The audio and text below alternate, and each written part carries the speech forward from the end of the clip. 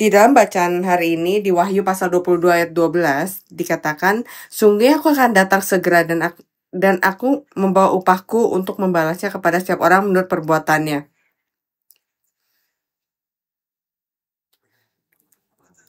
Jadi apa maksudnya? Menurut perbuatannya. Allah akan memberikan kepada kamu upahmu seperti yang telah kamu perbuat di tahun ini. Jadi apa yang kamu buat. Jadi pada saat praise sedang menyanyikan di sini, apakah mereka mendapatkan berkat yang lebih banyak daripada orang-orang yang menyanyikan lebih sedikit? Saya akan berhenti di sini. Kalau kita tidak mengerti ini dengan benar, kita mungkin akan menimbang hadiah kita sesuai dengan perbuatan kita. Tapi yang dikatakan oleh Alkitab adalah, pada saat dikatakan menurut perbuatannya, ini berbicara tentang iman kamu yang berbuah dalam perbuatan kamu. Jadi perbuatan kamu, apa yang kamu lakukan setelah kamu lakukan, menunjukkan betapa besarnya kepercayaan kamu. Jadi kita mungkin punya profesi atau pengakuan iman kita, tapi representasi yang sebenarnya dari iman saya, pengakuan iman saya yang sebenarnya adalah bagaimana saya melakukan atau hidup sesuai dengan iman saya sepanjang tahun ini. Dengan kata lain, apa yang kita katakan, bagaimana kita percaya, apa yang kita saksikan, mungkin tidak benar. Mungkin tidak menunjukkan iman kita dengan benar. Karena saya mengatakan apa yang saya inginkan. Tapi yang benar-benar menunjukkan iman saya adalah bagaimana saya menjalankan kehidupan saya sehari-hari. Jadi mari kita lihat lagi dan pikirkan hal ini. Bagaimana bentuk iman saya? Bagaimana bentuk iman saya? Kalau kita lihat lagi, bagaimana cara kita hidup setiap hari selama setahun ke belakang. Dan dikatakan, aku akan membalaskan kepada setiap orang menurut perbuatannya. Artinya, bagaimana cara mereka menjalankan kehidupan iman mereka. Seperti yang dikatakan Ibrani pasal 11 ayat 6, percaya kepada Yesus tidak hanya membawa kepada keselamatan, tapi juga hadiah. Tapi ini juga tidak, dan menerima pahala yang tidak dasarkan pada apa kita menginginkannya atau tidak, tapi diberikan dalam kasih karunia Allah yang berdaulat. Jadi apa yang dapat kamu lakukan adalah berdoa untuk pengampunan dan kebaikan hati Allah. Setiap awal tahun kita menjalankan, kita membuat janji-janji, kita membuat target, tapi apa yang terjadi? Apakah kamu bahkan mengingat target yang kamu janjikan di awal tahun ini, tanggal 1 Januari? Kamu ingat janji-janji yang kamu buat kepada Allah? Saya melakukan itu semua, angkat tangan kamu. Dan di sisi lain, beberapa dari kita bahkan gak ingat, saya janji apa ya? Kita senang dengan Happy New Year dan mungkin ini akan terjadi dalam 1 jam 18 menit, dan kita menulis cek ini kepada Allah. Oh ya Allah, saya melakukan ini, saya melakukan itu, bagus. Tapi sekarang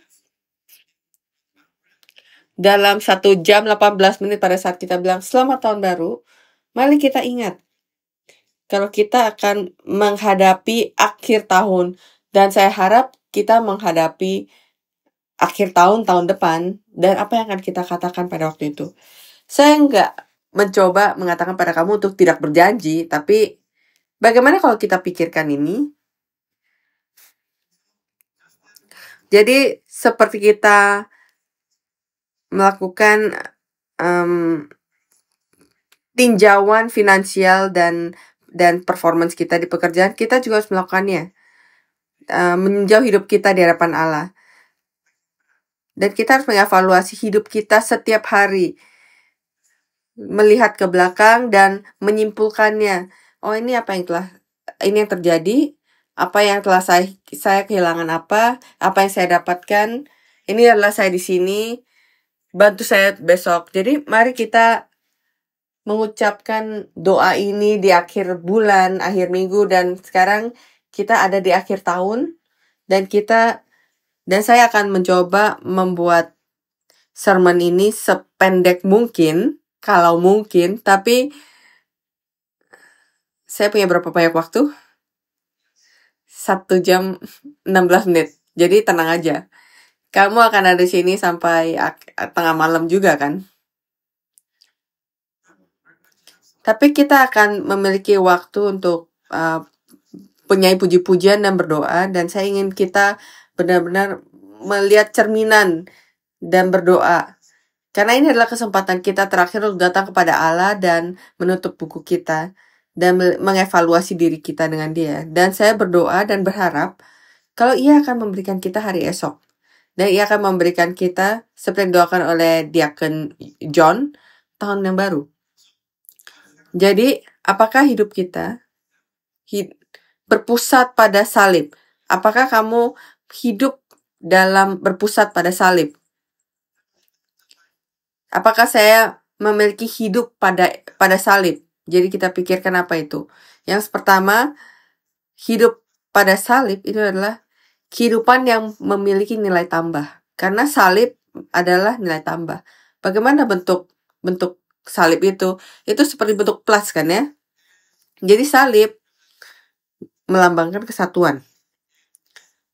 Tambah itu adalah, plus itu kan tambah, dan itu menambah hal, membawa beberapa hal menjadi satu. Jadi kalau kita mengikuti kehidupan salib, karena kita, orang-orang harusnya berkumpul, bersatu.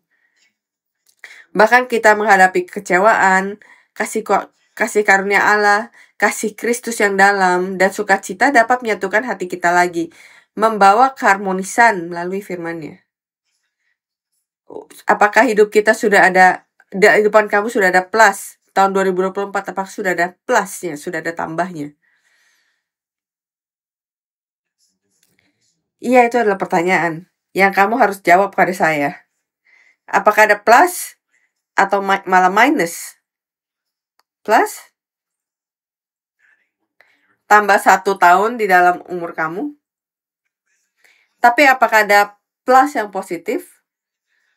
Atau hanya menambah tekanan atau berat atau umur atau beban? Plus apa itu? Apakah hidup saya itu plus?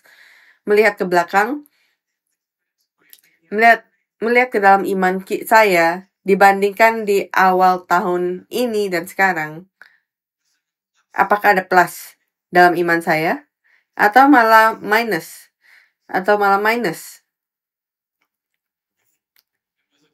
Kalau ada plus, itu adalah karena salib. Tapi kalau kamu bisa melihat dalam hati kamu dengan jujur dan berkata, dalam iman saya ada minus, maka saya meninggalkan salib itu di suatu tempat yang lain. Jadi mari kita menjalani hidup di tahun 2025 di mana ada plus. Mari kita berpegang pada salib. Saya berbagi tentang kesaksian Rasul Paulus. Bagaimana ia benar-benar mengasihi salib. Ia memakukan diri dia ke salib Yesus Kristus. Kita mencoba menghindari salib itu kan. Tapi ia berkata, ia benar-benar merasakan kekuatan salib yang begitu besar sampai ia ingin hidup dengan salib itu. Dan mari kita berdoa malam ini. Kalau kamu berani untuk berdoa, mendoakan doa ini bersama dengan saya selama puji-pujian. Kalau kamu dan saya bisa merasakan salib itu? Enggak? Rasul Paulus berkata, kamu harus mencobanya, itu rasanya sangat baik. Kalau ada yang mau nggak? Mari kita saya ulang, mari kita berdoa kalau Allah akan memberikan plus dari salib itu. Sekarang kamu berkata amin kan? Jadi kita bisa merasakan keindahan dari salib itu. Dan dia berkata dalam bacaan hari ini Galatia pasal 6 ayat 14.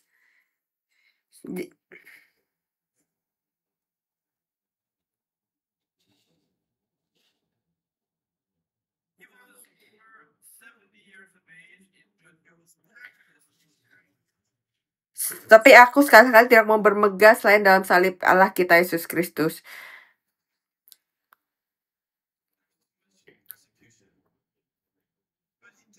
Dia mengambil salib itu.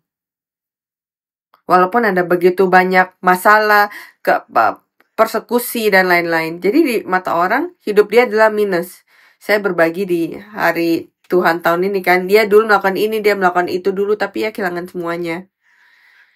Ia memiliki nama, ia memiliki edukasinya, ia memiliki kualifikasi, ia memiliki kekayaan, ia memiliki kemasyuran, dia memiliki hormat, tapi semua itu pergi. Jadi kelihatannya minus. Tapi Rasul Paulus berkata, tapi ketika saya menerima Tuhan kita Yesus Kristus, salib ini memberikan begitu banyak plus sehingga minus-minus ini tidak membawa perbedaan apapun dalam hidup saya. Jadi apa yang saya minta dari kamu adalah apakah plus kamu, salib kamu, apakah salib memberikan kamu begitu banyak plus sampai minusnya kamu tahun ini tidak membawa banyak perubahan, atau malah minus kamu begitu besar sehingga plus yang kamu terima dalam gereja tidak membuat perbedaan apapun, atau malah hilang semuanya, kamu kembali ke posisi normal, 0. Jadi mari kita pikirkan hal ini, dan bukannya melihat hidup saya dengan komplain atau hati yang bersungut-sungut atau menyalahkan orang lain. Kenapa hidup saya seperti ini? Kenapa hidup saya minus? Mari kita bertanya pada diri kita sendiri. Di mana saya menaruh salib saya? Apa yang terjadi pada plus saya? Kalau kamu percaya pada Yesus, kalau kamu memutuskan untuk percaya pada Yesus dan datang ke gereja setiap minggu, mungkin kamu harus mengambil plus dari sana. Harus ada plus di sana. Atau kehidupan iman kamu akan hanya ada penderitaan. Tapi Rasul Paulus berkata, enggak, ini sangat menyenangkan. Ini begitu banyak plus.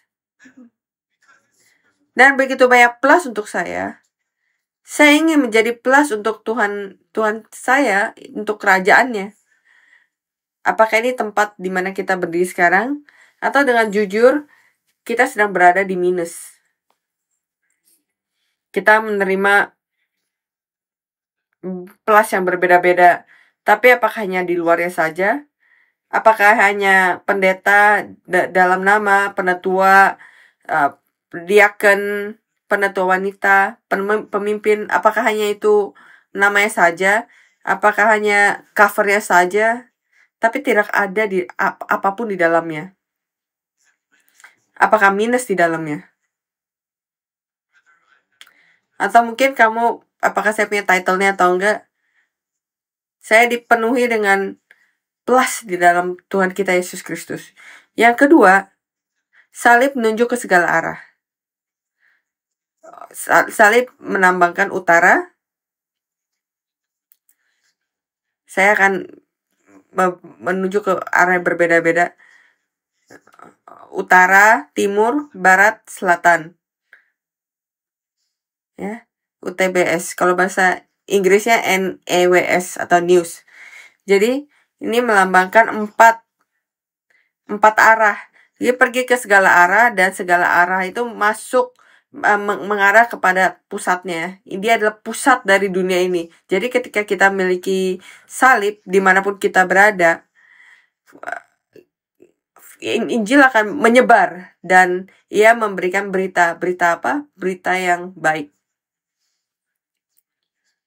Saya pikir itu asal muasal dari kata news, berita yang pergi ke 4 arah. Dan seperti yang dikatakan pendeta pendiri kita, dan menurut Alkitab, pada akhirnya seluruh bangsa akan datang menari-nari di mana firman itu berada.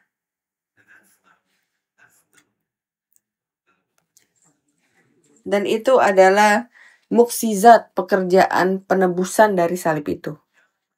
Dalam kehidupan kita sehari-hari juga, energi berkat dari Allah memenuhi kita. Dan berkat itu, kasih karunia itu pergi keluar dari kamu ke berbagai arah. Satu arah ke keluarga kamu, arah lain ke kolega kamu di tempat kerja, di arah lain ke tetangga kamu, ke anggota gereja.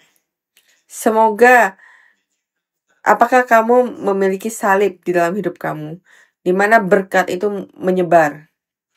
Atau ada kegelapan yang malah menyebar dalam diri kamu?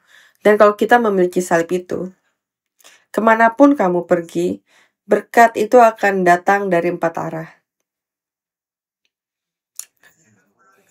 Kalau kamu tidak pernah merasakan salib itu, saya berdoa kalau kamu akan merasakan salib itu di tahun 2025. Mari kita seperti Rasul Paulus, mari kita menjadi bangga dan akan salib ini dan angkat salib ini. Dimanapun kamu pergi, kamu bawa salib ini, salib Yesus Kristus.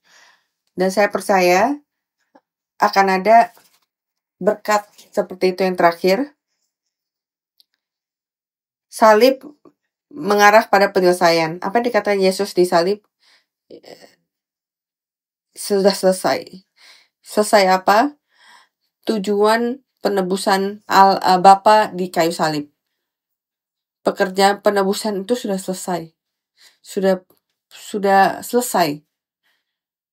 Sudah sempurna. Rasul Paulus memiliki kehidupan yang bertambah dalam salib dan menyebarkan dalam salib dan menyelesaikan pekerjaan dia. Dan saya berbagi di hari Tuhan. Jadi saya tidak akan menjelaskan dengan detail, tapi ia berkatakan saya telah menyelesaikan perjalanan saya. 2025 kita belum mulai. Jadi sekarang melalui waktu kita untuk memberi puji-pujian dan berdoa, mari kita bertanya kepada Allah, mana arah hidup kita tahun 2025? Bagaimana bentuknya? Di mana garis selesainya? Apa tantangan yang harus kita lewati? Saya harus lewati. Dan Allah tolong bantu saya. Bantu saya untuk tidak melewati itu semua. Bantu saya untuk tidak tersandung untuk itu semua. Tapi semoga saya bisa melompatinya. Semoga saya bisa melaluinya. Dan menyelesaikannya dengan benar. Bantu saya untuk bisa menyelesaikan pekerjaan ini yang telah kau berikan pada saya.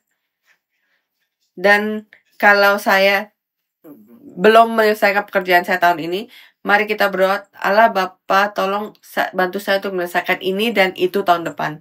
Galatia 2 ayat 20, namun aku hidup, tapi bukanlah aku sendiri yang hidup, melainkan Kristus yang hidup di dalam aku. Dan hidupku yang kuhidupi sekarang di dalam daging adalah hidup oleh iman dalam anak Allah yang telah mengasihi aku dan menyerahkan dirinya untuk aku. Rasul Paulus berkata, salib ini adalah di mana saya menyelesaikan diri saya yang lama. Diri saya yang lama datang ke tempat selesai di sini di kayu salib, dan mulai sekarang ini adalah kehidupan Yesus Kristus yang saya jalani sekarang. Dan semoga salib menjadi akhir dari dosa-dosa kamu. Amin.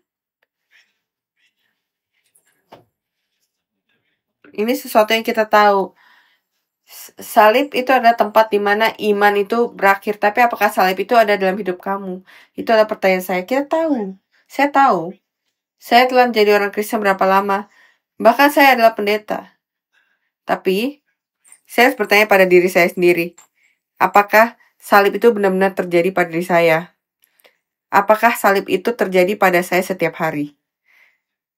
Di mana dosa saya berakhir dan saya diperbaharui. Dan ia memperbaharui iman saya, roh saya. Galatia pasal 6 ayat 14. Tetapi aku sekali-kali tidak mau bermegah selain dalam salib Tuhan kita Yesus Kristus. Sebab olehnya dunia yang telah disalibkan bagiku dan aku bagi dunia.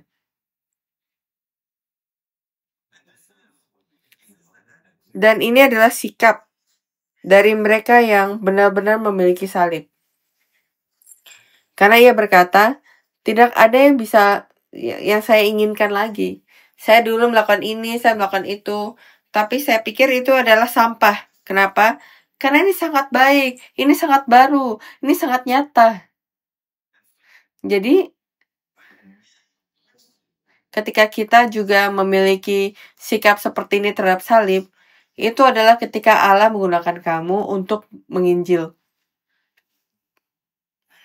Dan Allah, apa yang Allah inginkan dari kita, apa yang Allah sangat senang adalah ketika kita menginjil. Tapi kita tidak bisa menginjil kecuali kita bisa menyombongkan salib. Kita tidak bisa menginjil kecuali kita bangga atas apa yang Yesus berikan pada kita. Dan itu dilambangkan oleh salib. Salib adalah sejarah penebusan. Itu adalah pusat. Itu adalah hasil. Itu adalah jawaban untuk sejarah penebusan. Galatia pasal 5 ayat 24. Barang siapa menjadi milik Kristus Yesus, ia telah menyelamatkan daging dengan segala hawa nafsu dan keinginan. Ini adalah ketika hawa nafsu saya, kedagingan saya, keinginan saya yang berdosa berakhir. Galatia pasal 6 ayat 6 sampai 7. Dan baiklah dia yang menerima pengajaran dalam firman, membagi segala sesuatu yang ada padanya dengan orang yang memberikan pengajaran itu. Jangan sesat. Allah tidak membiarkan diri permainkan, karena apa yang ditabur orang itu juga yang akan dituainya. Semoga kita juga bisa kita juga menuai hasil 2004 di tahun 2025. Dan kalau kamu benar-benar berpikir dan percaya kalau kamu adalah Kristen yang diselamatkan oleh salib Yesus Kristus, semoga kita bisa hidup kehidupan kita setidaknya 1 tahun. Setidaknya dalam kehidupan iman kita. Semoga itu menjadi tahun 2025. Mencoba yang terbaik untuk menuai salib. Dan melihat apakah Allah tidak memberkati kamu di akhir tahun itu. Atau kapanpun itu sesuai dengan waktu Allah. Tapi pada saat kita menuai salib itu, saya percaya dan saya berdoa, Allah akan memberikan kita berkat yang kita bahkan tidak pernah bayangkan. Amin. Kesimpulan, apakah saya cepat? Sangat panjang kesimpulannya. Bercanda. Mari kita baca 1 Korintus pasal 2 ayat 2. 1 Korintus pasal 22. Sebab aku telah memutuskan untuk tidak mengetahui apa-apa di antara kamu selain Yesus Kristus, yaitu Dia yang disalibkan. Dikatakan saya telah memutuskan untuk mengetahui hanya itu saja, hanya untuk mengenal salib. Artinya, untuk memahami kebenaran salib yang mendalam. Saya jelaskan sebelumnya, kebenaran yang mendalam. Jadi salib itu cuma bentuknya seperti ini, sesuatu yang kita pakai di kalung kita. Tapi salib itu, kalau kita mengerti salib itu memiliki seluruh Alkitab itu memiliki seluruh ciptaan, dan itu juga memiliki seluruh kasih dari Yesus Kristus. Dan itu sebabnya Rasul Paulus berkata, saya tidak perlu tahu yang lain lagi. Saya hanya mau tahu tentang salib. Jadi sebelum tahun ini berakhir, Dan kita memiliki 58 menit lagi. Jadi mari kita bersaksi. Waktu yang kamu hidupi tanpa salib. Waktu yang kita mengalami gelisah, kita mengikuti kehendak berdosa kita saat kita menaruh salib di belakang kita. Dan mari kita berdoa dan meminta kepada Allah, Allah tolong beri kami kasih karunia untuk bisa supaya kita hanya bisa bermegah pada salib tahun depan, untuk bisa ingat kalau salib itu adalah plus. Salib itu tidak pernah minus. Amin. Bahkan ketika kita harus melewati begitu banyak penderitaan atau persekusi seperti Rasul Paulus, salib selalu plus. 2 Timotius pasal 4 ayat 1-2, di hadapan Allah dan Kristus Yesus yang akan menghakimi orang yang hidup dan yang mati, aku berpesan dengan sungguh-sungguh padamu demi pernyataannya dan demi kerajaannya. Beritakanlah firman, siap sedialah baik atau tidak baik waktunya. Nyatakanlah apa yang salah, tegurlah dan nasihatilah dengan segala kesabaran dan pengajaran. Semoga kita tidak menjadi orang-orang yang berkata, aduh bagaimana saya menginjil, kalau saya bertemu orang ini apa yang harus saya katakan? Saya harus menulis ini semua. Tadi pada saat kita memiliki salib, kasih dari salib itu, maka itu akan keluar dari diri kamu. Semoga itu ada pada diri kita. Titus pasal 1 ayat 1-3. Dari Paulus hamba Allah dan Rasul Yesus Kristus untuk memelihara iman orang-orang pilihan Allah dan pengetahuan akan kebenaran seperti yang nampak dalam ibadah kita, dan berdasarkan pengharapan akan hidup yang kekal yang sebelum permulaan zaman sudah dijanjikan oleh Allah yang tidak berdusta, dan yang pada waktu yang dikehendakinya telah menyatakan firman-Nya dalam pemberitaan Injil telah dipercayakan padaku sesuai dengan perintah Allah juru selamat kita. Yang terakhir, 1 Korintus pasal 1 ayat 23, tetapi kami memberitakan Kristus yang disalibkan. Untuk orang-orang Yahudi, suatu batu sandungan, dan untuk orang-orang bukan Yahudi, suatu perbodohan. Tapi untuk kita, ini adalah berita baik. Ini adalah hal yang terbaik yang pernah terjadi pada diri saya. Jadi tahun 2025, semoga kita dimurnikan melalui salib. Semoga kita diampuni oleh salib. Semoga kita mengalami kuasa dari salib. Semoga kita mengalami plus dari salib. Bahkan kita mengasihi salib, memegahkan salib dan memberitakan ini kepada banyak orang. Amin. Jadi pada saat ini, saya ingin mengajak setiap orang untuk menutup mata kamu. Kamu bisa membuka mata kamu jika kamu tidak ingin menutup mata kamu. Mari kita meditasikan dan bertanya pada diri kita, apakah saya telah menjalankan hidup plus di dalam salib? Apakah saya malu pada salib? Apakah saya dibebani oleh salib? Dan di mana kapan saya meninggalkan salib dan menaruh salib itu di belakang saya? Dan mari kita berdoa kepada Allah dan cari pengampunan kebaikan hatinya. Dan mari kita berdoa kalau Allah akan mengizinkan kita untuk merasakan salib yang sebenarnya di tahun yang baru. Mari kita menundukkan kepala kita dan kita lupakan orang-orang di sekitar kita, orang yang duduk di sebelah kita.